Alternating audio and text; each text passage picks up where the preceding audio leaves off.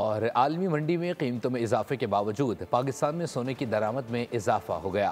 9 ماہ میں پاکستان نے 368 کلو سونا درآمد کیا۔ ادھر سونے کی قیمت میں 6100 روپے کا اضافہ بھی ہو گیا ہے۔ تفصیلات اس رپورٹ میں دیکھیے۔ ادارہ شماریات کی رپورٹ۔ غیر یقینی عالمی حالات میں سونا سرمایہ کاروں کا پسندیدہ اثاثہ۔ پاکستان میں سونے کی طلب میں ریکارڈ اضافہ ہو گیا۔ رواں مالی سال 9 ماہ میں پاکستان نے 368 کلو گرام سونا درآمد کیا۔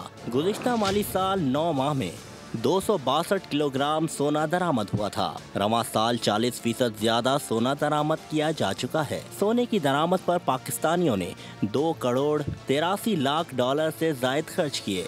ادھر ملک میں سونے کی فی تولہ قیمت میں 6100 روپے کا اضافہ ہو گیا۔ قیمت 3,56,000 سے زائد ہو گئی۔ 10 گرام سونا بھی 3,53,000 روپے کا ہو گیا۔ سبسکرائب کریں اور بیل دبائیں تاکہ کوئی خبر رہ نہ جائے۔